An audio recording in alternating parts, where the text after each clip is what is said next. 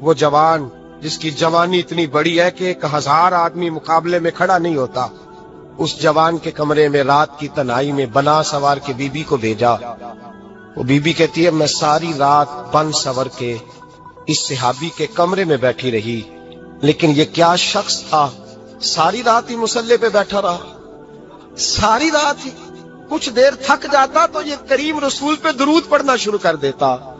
Be be کہتی ہے سحری ہو گئی تو میں نے چھو کے دیکھا کہ انسان ہے کہ جن ہے، یہ بندہ ہے کہ فرشتہ ہے، چھو کے دیکھا، کہنے لگے پیچھے ہٹ جا۔ میں نے کہا میں نے تو سنا تھا تو 1000 کے مقابلے میں ہے اور تو اتنا بے حس ہے کہ بنی سوری دلہن بیٹھی ہے، تو نے نظر نہیں کی؟ عبداللہ بن حذافہ، بی بی کہتی ہے نظر پھر نہیں اٹھائی، نظر پھر جھکی ہوئی ہے۔ کہنے لگے بی بی میں مجبور ہوں، اب میرے اوپر کوئی حسن نہیں چلتا، میں نے جلوائے بدوحا کا دیدار کیا ہوا ہے، اب میری نگاہوں میں جچتا نہیں کوئی، اس لیے کہ جیسے میرے سرکار ہے ایسا نہیں کوئی۔ کبھی بھی اب نہیں کسی کا میرے اوپر جادو چلتا، میں نے مصطفیٰ کو اور کہا ذرا پیچھے ہٹ کے بیٹھ، مجھے میرے رسول نے غیر محرم سے بچنے کا حکم دیا ہے، ذرا پیچھے ہٹ کے بیٹھ۔ سحری کا وقت تھا، وہ بی بی کہتی ہے اس نوجوان کے جملے میرا سینہ چیر گئے، کلیجہ پھٹ گیا، چیخ نکلی، میں کفر کے عالم میں روئی۔ میں نے کہا مجھے بتا تو صحیح، آخر یہ جذبہ کہاں سے ملتا ہے، آخر یہ روشنی تو میں نے دیکھی نہیں، کہاں سے آتی ہے؟ ایک میرا باپ ہے جو بنا سور کے مجھے تیرے کمرے میں چھوڑ گیا، بتلا یہ کہاں سے کیف آتے ہیں؟ عبداللہ بن حذافہ کہنے لگے اگر کیف لینا ہے تو بھی میرے مصطفیٰ کا کلمہ پڑھ جا، آجا دروازے رسول پہ جھک جا، مل جائے گا۔ سویرے دروازے پہ باپ آیا بیٹی سے رزلٹ لینے، دروازہ کھولا تو بیٹی نقاب پہنے باہر آئی۔ باپ کہنے لگا کیا بنا؟ کہنے لگی پیچھے ہٹ جا، تو غیر محرم ہے، کافر ہے، میں مسلمان ہوں۔ اس نے کہا کیا ہوا؟ کہنے لگی تیرے جیسے کو باپ کہوں، تیرے جیسے کو جو مجھے استعمال کر رہا تھا، میں تجھے باپ نہیں مانتی، میں اب رسول والی ہو گئی، میں حضرت فاطمہ کی کنیزہ ہو گئی، میں اب نبی کریم کی خادمہ ہوں، خبردار میرے قریب نہ آنا۔ یہ داؤ بھی ناکام ہوا۔ اب حضرت عبداللہ بن حذافہ کے سامنے موت کھڑی کی، ایک کڑا میں تیل گرم کیا، کہنے لگے تجھے اس میں جلایا جائے گا۔ حضرت عبداللہ بن حذافہ رضی اللہ تعالیٰ عنہ جب جلنے کے قریب ہوئے تو رونے لگے۔ روم کا بادشاہ کہنے لگا شاید ڈر گیا ہے، کہنے لگے اب سمجھ آئی ہے، اب تجھے پتا چلا ہے، چلا آ جا۔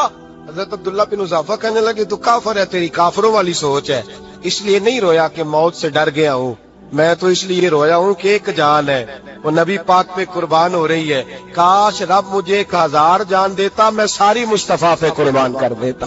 بزرگ متفقہ طور پہ لکھتے ہیں، فرماتے ہیں جو گند کے ساتھ دوسرے گھر میں تاڑتا ہے وہ اپنے گھر کی خیر منا لے، جو گندی نظر دوسروں پہ رکھتا ہے وہ اپنے گھر کی خیر منا لے، اس لیے کہ جو جرم وہ کسی کے کھاتے میں ڈالے گا وہ سزا بن کے اس کے گھر کی طرف لوٹا دیا جائے گا، جو بدکاری وہ کسی کے کھاتے میں ڈالے گا وہ سزا بن کے اللہ اس کے گھر کی طرف لوٹا دے گا۔ اگر اپنے گھر کو پاک رکھنا چاہتے ہو تو دوسروں کی طرف پاک نظر رکھنی شروع کر دو۔ اگر چاہتے ہو کہ تیرا گھر بے عجیب معاملہ ہے نا، بیٹے کو تو پسند کی شادی کی اجازت ہے تو بیٹی کو اجازت کیوں نہیں؟ اگر تیرا بیٹا پسند کی شادی کرے گا تو یاد رکھنا پھر جب کسی کی بیٹی یہ لفظ بولتی ہے پھر عزتوں کے جنازے نکلتے ہیں، پھر اوریانی فحاشی کا جو ہے وہ کلک لگتا ہے ماتھے پر، پھر یاد رکھنا چاروں جانب سے رسوائیاں تیرا نصیبہ ہوتی ہے۔ اگر تو بیٹی کو روکنا چاہتا ہے تو بیٹے کا ہاتھ پکڑ، اگر تو بیٹی کو صاف رکھنا چاہتا ہے تو بیٹے کو شرم و حیا کی چادر اڑا، اگر تو بیٹیوں کے کردار کی حفاظت کرنا چاہتا ہے تو پہلے بیٹے کو پابند شریعت بنا۔ ایک بہت بڑا گناہ بدنگاہی کا گناہ ہے۔ آپ کو پتہ ہے ہمارے ملک کے اندر بدکاری، زنا اور بے حیائی کی شرح کتنی بڑھتی جا رہی ہے، کس قدر بڑھتی جا رہی ہے۔ وہ لوگ جو نکاح کر لیتے ہیں وہ بھی اپنی نگاہوں کو، میں اکثر کہتا ہوں، حضور نے فرمایا نکاح آدھا ایمان ہے، جس نے نکاح کر لیا اس کا ایمان مکمل ہو گیا، تو جو نکاح کے بعد بھی باز نہ آیا میں اس کو بے ایمان نہیں کہتا، لیکن نبی پاک نے فرمایا جو نکاح کر لے اس کا ایمان ہے، بولیے ایمان، محفوظ ہو گیا اس کا ایمان، سارے بولیے ایمان، اور جو پھر بھی باز نہ آئے، حضور کہہ رہے ایمان مکمل ہو گیا، اور جو نہ باز آیا کیا فتویٰ دیا جائے حدیث کی روشنی میں؟ میرے نبی پاک کی بارگاہ میں عورتیں آئیں توبہ کرنے، بیعت کرنے، مسلمان ہونے، تو حضور بیعت لیتے وقت فرمانے لگے میرے ساتھ وعدہ کرو، جھوٹ نہیں بولو گی، غیبت نہیں کرو گی، زنا نہیں کرو۔ ایک عورت بول پڑی، کہنے لگی یا رسول اللہ صلی اللہ علیہ وسلم میں مسلمان تو نہیں پر خاندانی ہوں، میرے گھر والوں کے ذہن میں بھی کبھی زنا کا خیال نہیں آیا، ہم تو اسے خاندانوں کے وقار کے خلاف سمجھتے ہیں۔ روز بری نظر سے کسی کو دیکھنا اور کسی کے بارے میں غلط باتیں، ناراض نہ ہونا۔ بہت سارے بوڑھے بھی لذت لے لے کے جرم بیان کرتے ہیں، گناہ بیان کرتے ہیں، غلط باتیں کرتے ہیں، کسی عورت کے بارے میں تبصرہ کرتے ہیں۔ کیا سمجھتے ہیں مرد اور عورت معاذ اللہ تعالیٰ ایک کمرے میں جا کے بدکاری کرے تو وہی زنا ہے؟ میری طرف دیکھیے اور جھانک کر کے سنیے کیا عرض کر رہا ہوں، ادھر دیکھیں میری طرف۔ نبی پاک صلی اللہ علیہ وسلم نے فرمایا زنا زبان کا بھی ہوتا ہے، زنا کان کا بھی ہوتا ہے، زنا آنکھ کا بھی ہوتا ہے۔ حضور کس طرح؟ فرمایا جس نے گند دیکھا اس نے آنکھ کا زنا کیا، جس نے لذت لے کے سنا چپ نہیں کرایا، پوری بات سنی، وہ بھی زانی ہے، اور جس نے گندی بات بولی وہ منہ کا زانی ہے، جس نے گند سوچا وہ دماغ کا زانی ہے۔ اور زانی کو سب سے پہلی سزا اللہ یہ دیتا ہے کہ سجدے کی لذت چھین لیتا ہے، عبادت کا سرور چھین لیتا ہے، اس کا نماز میں دل نہیں لگتا۔ قرآن میں سب سے پہلی سزا اسے اللہ اپنے دروازے سے دور کر دیتا ہے۔ ایک سنار نے گلی میں ایک یتیم چھوٹے سے بچے کو گھومتے دیکھا تو سنار بے اولاد تھا، بچے کو اٹھا کے گھر لے آیا۔ 18 سال اس بچے کی پرورش کی، اس کو پالا پوسا، جوان کیا۔ سنار کے پاس وہ دکان پہ چلا جاتا، وہ کئی دفعہ دکان پہ رہتا، کئی دفعہ گھر میں رہتا۔ ایک دفعہ وہ دکان پہ تھا، بچہ گھر تھا، 18 سال کا جوان، اس کی بیوی اکیلی تھی۔ وہ جس نے ماں بن کے پالا تھا اس نے اسی پہ حملہ کر دیا، اس کا بازو بری نیت سے تھاما، بیوی چیخی۔ تھوڑی دیر گزری تو وہ نوجوان پیروں میں بیٹھ گیا، کہنے لگا اماں پتہ نہیں مجھے کیا ہوا۔ شام کو سنار آیا، بیوی چیخنے لگی، چلانے لگی، کہنے لگی آج عجیب بات ہوئی، جس کو میں نے جگر کا خون دے دے کے پالا اسی نے گندی نظر ڈالی۔ سنار محو حیرت ہے، بیوی کا خیال تھا کہ لاٹھ اٹھائے گا، ڈنڈا اٹھائے گا، نوجوان کو مارے گا، لیکن وہ رونے لگ گیا۔ اس نے کہا اس نے میرا بازو تھاما ہے، جانے کیا کیا ہے؟ پریشان ہونے لگ گیا، سجدے میں گر گیا، کہا تو بتاتا کیوں نہیں؟ تو وہ سنار کہنے لگا اس کی غلطی نہیں، 18 سال کے بعد آج مجھ پر بھی شیطان سوار ہوا تھا۔ ایک عورت آئی تھی، وہ اپنے بازوؤں میں چوڑیاں پہننا چاہتی تھی تو میں نے بھی گندی نظر سے ہاتھ ڈالا تھا، رب کریم نے مجھے فوراً اس کی سزا دی۔ جن کے گھروں میں بیٹیاں ہوتی ہیں ان کی نظریں گندی نہیں ہوتی، جو بیٹیوں کے باپ ہوتے ہیں، جو بہنوں کے بھائی ہوتے ہیں، ان کی نظریں گندی۔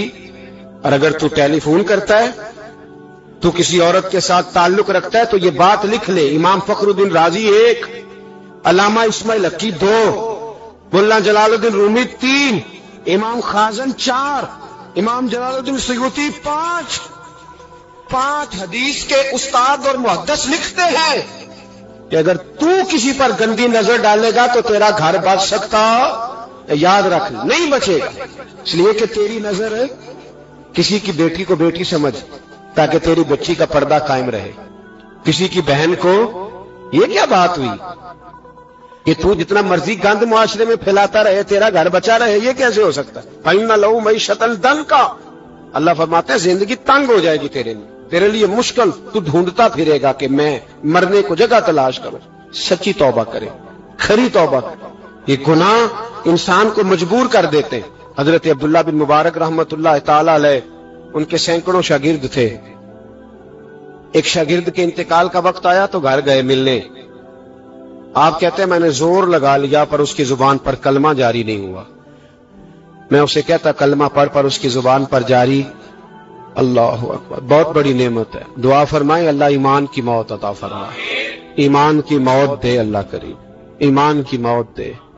ایسے بھی لوگ دیکھے ہیں، مسجد نبوی ہے، رسول اللہ کا شہر ہے، سر سجدے میں ہے، روح پرواز کر گئی، روح پرواز۔ کتنا نصیبوں والا ہے، کتنا نصیبوں والا ہے کہ مسجد نبی میں سر سجدے میں رکھا ہے۔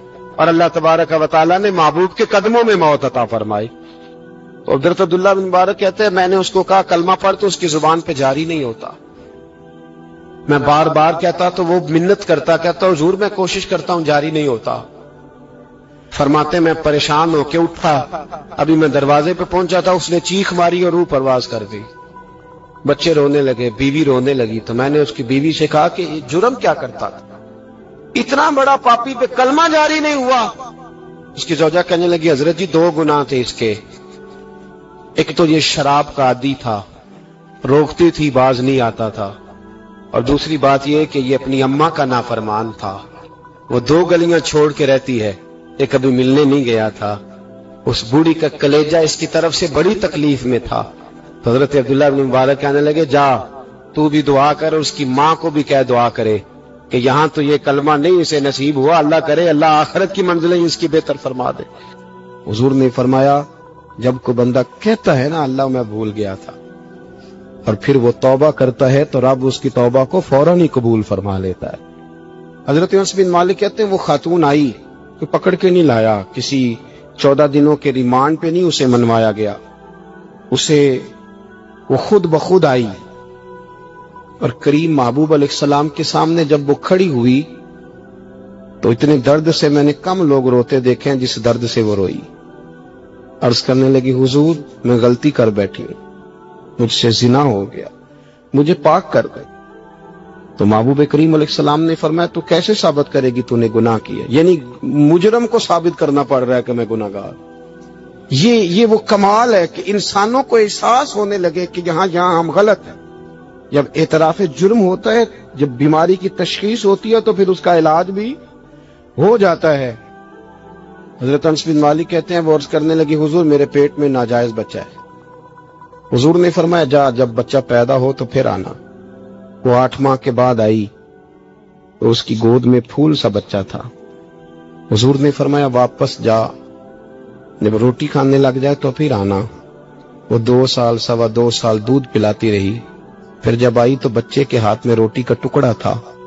کریم محبوب صلی اللہ تعالی علیہ وسلم سے آ کے جب اس نے بات کی تو وہ درد سے روئی, کہنے لگی یا رسول اللہ 3 سال ہونے کو ہیں, میں نے گناہ کیا ہے, میں ساری رات سو نہیں پاتی. حضور تڑپتی, اگر اس حال میں مر گئی تو اپنے رب کو کیا منہ دکھاؤں, مجھے پاک کر دے, میرے حال پہ رحم فرمائے. محبوب کریم صلی اللہ علیہ وسلم نے بچہ ایک صحابی کو دیا, فرمایا بچوں کی طرح پالنا, اور کہا اسے لے جاؤ, پتھر مار مار کے اسے سنسار کر دو. صحابہ کہتے ہیں اسے پتھر لگ رہے تھے اور حضور بے چینی کے ساتھ ٹہل رہے. آ کے خبر دی حضور وہ تو وصال کر گئے, انتقال ہو گیا. فرمایا یہاں تک تو بات اس کی تھی. حضرت انس بن مالک کہتے اب محبوب کریم نے صحابیات سے فرمایا اسے غسل دو, کفن پہناؤ, جنازہ تیار ہو جائے تو مجھے خبر کرنا. حضرت انس بن مالک کہتے ہیں غسل ہوا, کفن ہوا, جنازہ تیار ہوا تو حیران ہم تب ہوئے جب میرے محبوب نے فرمایا صفے بناؤ, میں خود جنازہ پڑھاؤں گا, میں خود جنازہ پڑھاؤں. اور سرکار نے جنازہ پڑھایا تو ایک شخص کی زبان سے نکلا حضور اس ملعون کا مات اللہ جنازہ جس نے ناجائز بچہ جنا, اس کے لیے آپ دعا کر رہے ہیں, جنازہ پڑھا. حضور فرمانے لگے خاموش ہو جاؤ, تم نے گناہ دیکھا ہے اس کا احساس نہیں دیکھا, تم نے غلطی دیکھی ہے لیکن اس کی توبہ کا انداز نہیں دیکھا. اور صاحب کنز العمال نے یہ لفظ نقل کیے ہیں کہ کریم محبوب فرمانے لگے اس نے تو ایسی شاندار توبہ کی ہے کہ اگر میں اپنی ساری امت میں بانٹ دوں تو اللہ سب کی مغفرت فرما دے گا. احساس جب پیدا ہو جاتا ہے نا اپنے دل کے اندر کہ یہاں میں غلط ہوں. ان العبد اذا اعترف ثم تاب تاب اللہ علیہ او کما قال نبی صلی اللہ علیہ وسلم, رواہ مشکات. بھائیو آج ہمارے سجدے بے کیف ہیں, آج لوگ غلط جگہ پہ گھنٹوں بیٹھے رہتے ہیں, مسجدوں میں لوگوں کے دلوں کو گھبراہٹ ہوتی ہے, لوگ بھاگتے ہیں. میرے نبی پاک نے فرمایا تو نظر کو پاک کر لے, اللہ تیری عبادت میں لذت پیدا فرما دے گا. میرے بھائی یاد رکھ لیں اور سن لیں, سب سے کمزور آدمی وہ ہے جس کا ذہن پاک نہیں, سب سے کمزور آدمی وہ ہے جو کردار کا غلط ہے. ایک بات میں نے پڑھی, آپ یقین کریں میرا دل کرے کہ میں آگ لگا دوں اس عنوان کو جس پہ گندگی لکھی جاتی ہے، ان اخباروں کو، ان چیزوں کو جس پہ گند لوگوں کے دلوں میں. وہ انڈیا کی ایک وزیر اعظم عورت گزری تو کسی نے اس سے کہا کہ پاکستان نے تو تمہیں شکست دی ہے، تم جیت نہیں سکے بڑا ملک ہو کے. کہنے لگی کوئی بات نہیں، تھوڑا وقت ٹھہر جاؤ، ہم ان پر تہذیبی جلگار کریں گے، ان کے گھروں میں ننگا ناچ کریں گے، یہ گندی تصویریں دیکھیں گے، یہ گند میں الجھ جائیں گے. اور جو قوم گند میں الجھ جایا کرتی ہے وہ پھر کسی سے لڑنے کی طاقت نہیں رکھتی، اس کے اندر ڈٹ جانے کی ہمت نہیں ہوتی، اس کی غیرت کے جنازے نکل جاتے. دل کرتا ہے جل جائے وہ جل جائے جہاں سے برائی پھیلتی، تباہ ہو جائے وہ علاقے جہاں سے گند ہوتا ہے. لوگ گند کی کمائی کھاتے ہیں، گند کی ایکٹروں کے ساتھ کھڑے ہو کے فوٹویں کھچاتے ہیں اور گناہ پہ فخر کرتے ہیں. اور گندے لوگ کہتے ہیں اللہ کا فضل ہے ہم گند پھیلا رہے ہیں، ثم معاذ اللہ. لوگ گناہ پہ فخر کرتے ہیں چوکوں چوراہوں میں. محمد بن قاسم آئے ہندوستان پہ راجہ دہر کے مقابلے میں، نوجوان میری طرف دیکھے اور صحیح ہو کے بیٹھے، خاصے صحیح ہو کے بیٹھے، تقریر نہیں کر رہا، جذبات کا. میرے جذبات سنے، دل کے پھپولے جل رہے ہیں سینے کے داغ سے. اللہ کی قسم روح کی گہرائی سے بات کر رہا ہوں، وہ بات کر رہا ہوں جو سینہ کہہ رہا ہے کہ پھٹ جائے اور کہنا نہ پڑے. قرآن و حدیث پڑھتے ہیں اور پھر اپنا حال دیکھتے ہیں تو لگتا یہ ہے کہ عذاب قریب آ گیا ہے، لگتا ہے زمین پھٹنے والی ہے، آسمان گرنے والا، لگتا ہے قریب آ گیا ہے سارا کچھ. سمجھے کیا عرض کر یہ بات اگر آپ سمجھ گئے تو قیمت وصول ہو گئی. اس کو سمجھ گئے تو سمجھ لیں آپ کے مزاج کے اندر اللہ نے تبدیلی پیدا کر دی. محمد بن قاسم 18 سال کا جوان، ایک عورت کی عزت پر راجہ دہر ہندو نے حملہ کیا، محمد بن قاسم بچانے آئے. جب ہندوستان آئے فوج تھوڑی تھی، علاقہ تھوڑا تھا، راجہ دہر کی فوج بہت زیادہ، اور پھر اپنا عرب چھوڑ کے یہاں آ کے ہندوستان میں اس کے علاقے میں اس پہ حملہ کرنا، حالات خراب تھے. محمد بن قاسم پریشان ہے. ایک بزرگ نے دیکھا، کہنے لگے پریشان کیوں ہو؟ کہنے لگا سوچتا ہوں علاقہ بھی اس کا، فوج بھی اس کی، میرے فوجیوں کو تو رستوں کا بھی نہیں پتا، کیسے جنگ کریں گے، کدھر سے آئیں گے، اور پھر ہمیں زبان بھی نہیں آتی، کیسے کام ہوگا، ڈر رہا ہوں. 2-4 دن گزرے تو محمد بن قاسم اشاش بشاش ہو گئے. اور بزرگ کہنے لگے خیر ہے، بڑے مطمئن ہو گئے ہو. کہنے لگے بس راجہ دہر ہم سے مقابلہ نہیں کر سکتا، راجہ دہر ہمارے مقابلے میں کھڑا نہیں ہو سکتا. وہ گرا کے گرا، وہ لڑکھڑایا کے لڑکھڑایا، ریزہ ریزہ ہو جائے گا. آپ کو کیسے خوشخبری مل گئی؟ کہنے لگے مجھے پتا چلا ہے کہ راجہ دہر ذہن کا گندا ہے، وہ تو چچا کی بیٹی کو نہیں چھوڑتا، ماموں کی بیٹی کو نہیں چھوڑتا، خالہ کی بیٹی کو گندی نظر سے دیکھتا ہے. جس کا ذہن گندا ہوتا ہے وہ کسی کا مقابلہ نہیں کر سکتا. ہمیں فتح ہوگی، فتح، وہ گرے گا. وہ بزرگ کہتے ہیں میں سمجھ گیا کہ واقعی اسے فتح ہوگی.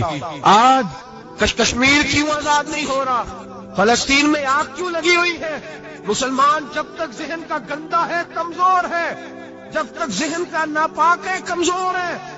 حضرت سعد بن ابی وقاص رضی اللہ تعالیٰ عنہ فرمایا کرتے تھے اللہ مسلمان کی مدد اتنی دیر تک کرتا رہتا ہے جتنی دیر تک مسلمان کا ذہن صاف رہتا ہے، کردار پاک رہتا ہے. آگ اس لیے معاشرے میں لگی ہے. نوجوانوں تم کہتے ہو کامیابیاں نہیں ملتی، اسے کیسے کامیابی مل سکتی ہے جس کا ذہن ہی صاف نہیں؟ وہ کیسے دنیا کی بازی جیت سکتا ہے جس کی نگاہ ہی پاک نہیں؟ وہ کیسے آگے بڑھ سکتا ہے جس کے کردار میں پاکیزگی نہیں؟ اپنے آپ کو پاک کر لو، اللہ ہر مشکل میں تمہاری مدد فرمائے گا، ہر رستے میں تمہاری مدد فرمائے گا. اور میں نے کہا جب آدمی ناپاک ہوتا ہے تو رب کریم اس سے عبادت کی لذت چھین لیتا ہے. اور اللہ کی سب سے بڑی سزا یہ ہے کہ کسی کو سجدہ نہ لمبا کرنا دے. رب کریم سب سے زیادہ اس سے ناراض ہے جس کو قرآن پاک کے کھولنے کی توفیق نہ ہو. سب سے زیادہ رب کریم اس شخص سے ناراض ہے جو اللہ کی بارگاہ میں جھکنے کی لذت چھوڑ جائے. میرے نبی پاک سید عالم علیہ السلام کے صحابہ لمبی عبادتیں کرتے تھے، لمبی. کسی نے کہا تھا روم کے بادشاہ تھے کہ یہ مسلمان فاتح کیوں ہو جاتے ہیں؟ تو اس نے کہا میں نے مولا علی کے زمانے میں جاسوسی کرائی تھی، پتا کیا تھا کہ ہر میدان میں کامیاب کیوں ہوتے ہیں. تو کہتے میں نے دیکھا یہ دن کے مجاہد ہوتے ہیں پر رات کے. عارف رومی رحمت اللہ تعالی نے لکھا ہے کہ وہ جس چیز سے بندے کو محبت ہوتی ہے نا، اس کا نام خواب میں بھی لے لیا جائے تو بندہ چونک جاتا ہے. عارف رومی رحمت اللہ علیہ فرماتے ایک شخص بیمار ہو گیا تھا، کومے میں چلا گیا تھا. وہ کئی لوگوں نے کوششیں کی پر وہ شفا نہیں ہوتی تھی. باپ اس کا بہت بڑا آدمی تھا، مالدار تھا، تو اس نے ایک بڑے طبیب کو بلایا. اس نے کہا اس کا پتہ تو کرو معاملہ کیا، کیسے ٹھیک ہو سکتا ہے. تو وہ طبیب کہنے لگا کہ یہ نہ کسی سے محبت کرتا ہے، جس سے محبت کرتا ہے اس سے بچھڑ گیا ہے اور اس غم میں اس کیفیت میں چلا گیا، دوائیاں شوائیاں اثر نہیں کریں گی. تو وہ کہنے لگا اب ہمیں تو پتہ بھی کوئی نہیں کس سے اس کا پیار ہے، کس دوست کی، کس محبوب کی جدائی میں یہ پریشان ہے، تو کیسے پتہ کریں. تو وہ طبیب سیانا تھا، اس نے کہا یہ کون کون سے ملکوں میں جا چکا ہے. اس نے ملکوں کے نام لیے تو اس طبیب نے نا اس کے کان میں ان سارے ملکوں کا ذکر کیا. جب وہ والا ملک آیا نا تو ہلکا سا چونکا. وہ کہنے لگا اب اس ملک کے اندر جتنے شہر ہیں ان کے نام بتاؤ. وہ شہروں کے نام لیے تو جب وہ والا شہر آیا نا تو وہ ذرا تھوڑا سا نا اور چونکا. کچھ اس نے اب ہاتھ پیر بھی ہلانے شروع کیے. کہنے لگا اب اس شہر کے اندر جتنے محلے ہیں نا ان محلوں کے نام لو. اب جو ایک ایک کر کے محلے کے نام لینے لگے تو جب وہ والا محلہ آیا نا، شہر بغداد کی ہے نشانی، اچیاں لمیاں چیراں، شہر بغداد دے ٹکڑے منگساں تے کرساں میرا میرا. اور پھر انہیں کہتے وہ جب اس محلے کا نام آیا نا تو وہ پورا چونک گیا. تھوڑے سے لوگ ہوتے تھے، تھوڑی سی آبادی ہوتی تھی. اس نے اس کے باپ سے کہا کوئی طریقہ اختیار کر، اس محلے میں بسنے والے جتنے لوگ ہیں نا ان لوگوں کی فہرست منگا. اس ملک سے، اس محلے سے ان لوگوں کی فہرست آئی. جب ایک ایک نام بولے جانے لگے اور جب نام آیا نا محبوب کا، نا علمہ وچ پھسا سانو تو یار دی گل سنا.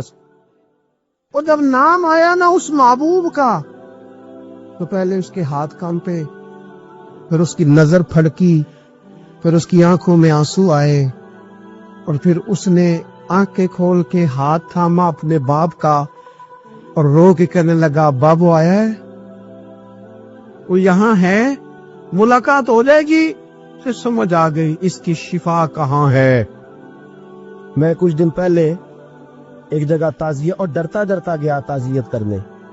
پرانے جاننے والے تھے، دوستوں کا رشتہ تھا. تو میں ایک ہی بیٹا تھا تو وہ مجھے پتا چلا کہ ٹرین ایکسیڈنٹ میں انتقال کر گیا. تو میں ڈرتے ڈرتے گیا کیونکہ معاملہ مشکوک تھا. اور جب میں تعزیت کے لیے اندر پہنچا تو ہمارے جو انکل تھے جن کا میرے دوست تھے، وہ ان کے کچھ عزیز کہنے لگا کہ حضرت جی آپ کے ساتھ والے باہر جا سکتے ہیں؟ اور میں نے کہا چلے جاتے. میں دوستوں کو گاڑی میں بھیج دیا اور جب میں نے اس سے بات چیت کی کہنے لگا میرا بیٹا ایکسیڈنٹ تو میں نے بنایا، وہ تو خودکشی کر کے مرا ہے. شادی کے 11 سال بعد خدا نے ایک بیٹا دیا تھا اور مجھ سے غلطی یہ ہوئی، میں نے کہا میرے بیٹے کو تکلیف کوئی نہ آئے. اس کے منہ سے جو نکلا میں نے اسے دیا، جو اس نے مانگا میں نے دیا. کہتا ہے جو شخص 16,000 مہینے کا کمائے اور بیٹے کو 40,000 کا موبائل خرید کے دے، کہتے میں نے ہر سہولت اسے دی. کہ ایک امیر کی لڑکی سے یونیورسٹی میں پڑھتے ہوئے اس کا تعلق بنا. بچی کے میسج بھی میں نے اپنے موبائل، اس بچے کے موبائل میں دیکھے اور اس لڑکے نے جو میسج سینڈ کیے وہ بھی میں نے دیکھے. پھر میں گھر پہنچ گیا، میں نے بیٹے سے منتیں کی کہ بیٹا وہ ہمیں رشتہ نہیں دیں گے، ہماری برادری بھی چھوٹی ہے اور ہمارے جیب میں پیسے بھی کوئی نہیں. پھر میں ان کے گھر گیا، بیٹا نہ مانا اور میں نے اس شخص کو بلا کے کہا تیری بیٹی کے میسج ہے، خدا را خیال کر، اور تیرے تو 7 بچے ہیں، میری گود میں تو ایک ہی پھول کھلا ہے، میں کدھر جاؤں، خیال کر. اس نے کہا دوبارہ تو نے نام لیا تو ایسے کیس میں باپ بیٹے کو پھنساؤں گا کہ ساری زندگی نکل نہیں سکو گے. نے کہا میں نے بیٹے سے کہا کہ بیٹا میں نے پگڑی تک رکھی ہے پر مجھے رشتہ نہیں ملا، تو باز آ جا. کہنے لگا 3 راتیں میرا بیٹا سویا نہیں اور مجھے کہنے لگا حضرت جی وہ 4تھی رات سویا ہے تو دوبارہ اٹھا نہیں. مجھے کہنے لگا مجھے اجازت دو کہ میں اس بیٹی کو بھی قتل کر دوں اور اس کا باپ بھی قتل کر دوں، میرا تو گھر اجڑ گیا نا.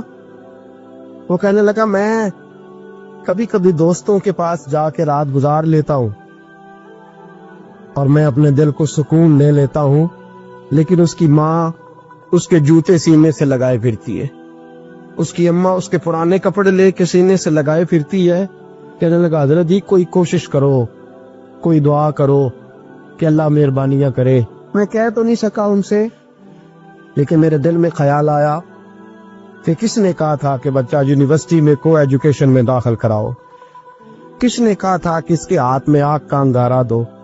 میرے دوست، آپ تیز آگ جلا کے اس کے قریب مکھن رکھو اور پھر مکھن سے کہو کہ ڈلنا نہ، پھر مکھن سے کہو کہ پگھلنا نہ۔ کوئی تیز آگ قریب جلا دی اور تو کہتا پگھلنا، یہ کیسا ممکن ہے؟ ہو سکتا ہے؟ بولیے نا، ہو سکتا ہے؟ حضرت سیدنا ابو بکر صدیق فرماتے ہیں میں حضور کے سامنے بیٹھا، ایک شخص آیا، اس نے آ کر کے کہا یا رسول اللہ صلی اللہ تعالی علیہ وآلہ وسلم، یہ میرے ہاتھ کے اندر خنجر ہے، میں قتل کر کے آیا ہوں۔ قاتل کھڑا ہوا، ایک طرف قرآن مجید کا حکم ہے کہ جس نے ایک آدمی کو قتل کیا پوری انسانیت کو قتل کیا، حضور یہ خنجر ہے، قتل کر کے آیا ہوں۔ میرے مصطفیٰ نے فرمایا کس کو قتل کیا؟ عرض کی حضور سگی بہن کو مارا ہے، سگی بہن تھی، میں نے قتل کر دی۔ میرے نبی پاک صلی اللہ علیہ وسلم نے فرمایا کیوں مارا؟ پیار نہیں تھا؟ محبوبہ بہن سے کس کو پیار نہیں ہوتا؟ بڑا پیار تھا، اور مارا کیوں؟ تو صحابی رونے لگے، کہنے لگے محبوبہ میں بڑا پیار کرتا تھا، پر وہ کافرہ تھی، مشرکہ تھی، بڑا پیار کرتا تھا، جب بھی اس کے پاس جاتا وہ آپ کے بارے میں بات چھیڑ دیتی، میں اس کو کہتا سارا کچھ کر لے میرے نبی کے بارے میں بات نہ کرنا، میں ہر شے سہ لیتا، پر مصطفیٰ کریم کی ذات کے بارے میں کوئی بات برداشت کرنے کی طاقت نہیں رکھتا، یہ والا جملہ نہ کہنا۔ میں اس کو روکتا، منع کرتا، وہ باز نہ آتی۔ کہتے ہیں آج اس نے اتنی سخت بات کی کہ میں اس کا گلا کاٹ آیا ہوں، قتل کر دیا ہے۔ حضور میرے لیے حکم کیا ہے؟ تو نبی پاک نے فرمایا جا، تیرے اوپر کوئی سزا نہیں، تو نے جو کیا ہے اچھا ہی کیا ہے، یہ اچھا کر ڈالا ہے جو تو نے کیا ہے۔ ایک صحابی نابینا تھے، آنکھوں سے نظر نہیں آتا تھا، رشتہ کوئی نہیں دیتا تھا، معذور آدمی تھے، نکاح ہوا، شادی ہوئی، 2 بیٹے دیے اللہ، گھر بس گیا، بیوی کپڑے دھو کے دیتی، خدمت کرتی، روٹی پکا کے دیتی، بچے بڑے حسین تھے، اور وہ صحابی خود فرماتے ہیں، نابینا صحابی کہتے ہیں موتیوں کی طرح کے میرے بچے، جو بھی آتا آ کے کہتا تیرے موتیوں کی طرح کے لال ہیں۔ لیکن آپ فرماتے ہیں ایک صبح اعلان ہو گیا، مدینے میں شور ہو گیا کہ اس نابینا صحابی کی بیوی قتل ہو گئی، کسی نے خنجر کے دبایا، مر گئی ہے۔ کہتے ہیں اس کے لواحقین اکٹھے ہوئے، در رسالت مآب پہ آئے، آگے کہنے لگے حضور ہمارا قاتل ڈھونڈ کے دیں، ہماری بیٹی کو کس نے مارا؟ میرے رسول پاک نے مجمع پہ نظر ڈالی، فرمایا بھائی مجھے کہنے کی ضرورت نہ پڑے، اگر قاتل موجود ہے تو خود اٹھ جائے۔ خود اٹھے، وہ نبینا صحابی بیچ میں سے اٹھ کے کھڑے ہو گئے، کہنے لگے سونیا قاتل کوئی باہر نہیں، میں خود قاتل ہوں، میں نے مارا ہے، میں قاتل ہوں، میں نے مارا ہے۔ مصطفیٰ کریم سید عالم صلی اللہ علیہ وسلم نے فرمایا تجھے تو اس کی بڑی ضرورت تھی، بڑی حاجت تھی، تیری بیوی تھی، تیرا گھر سنبھالتی تھی، تیرے بچے تھے۔ صحابی عرض کرنے لگے حضور سارا کچھ ٹھیک تھا، پر وہ آپ کی بے ادب تھی، حضور اس کے آنے سے میرا گھر بس گیا، روٹی پکنے لگی، کپڑے ملنے لگے، اولاد ہونے لگی، میں دنیا پہ آ گیا، لیکن محبوبہ میں نے وہ سخ کیا کرنے ہیں جو تیری بے ادبی پر تعمیر کیے جائیں۔ یا رسول اللہ مجھے کیا حاجت اس چیز کی جس میں آپ کا پیار ہی نہ ہو، یا رسول اللہ آپ کی محبت ہی نہ، حضور میں نے قتل کر ڈالا ہے، مجھے بیوی نہیں چاہیے، مجھے وہ والی چاہیے جس کی زبان پر رسول اللہ کے نام کے ترانے ہو، جو حضور کی محفل کرنے والی ہو، نعت پڑھنے والی ہو، جو نبی پاک علیہ السلام کی ازواج کا، اولاد کا، بیٹیوں کا ذکر کرنے والی۔ مجھے وہ بیوی نہیں چاہیے جو بیوی بے ادبی کرے۔ میرے نبی پاک صلی اللہ علیہ وسلم نے محلے داروں سے پوچھا، فرمایا بات اس کی ٹھیک ہے؟ کہا حضور واقعی بے ادب تھی۔ نبی پاک نے فرمایا اٹھو پھر چلے جاؤ، اس نے انسان نہیں مارا، اس نے گستاخ رسول کو مارا ہے، اس نے ایک گستاخ رسول کو مارا ہے۔ بھائی یاد رکھے نبی پاک کا پیار ایمان کا حصہ ہے، اس میں کوئی کمپرومائز نہیں۔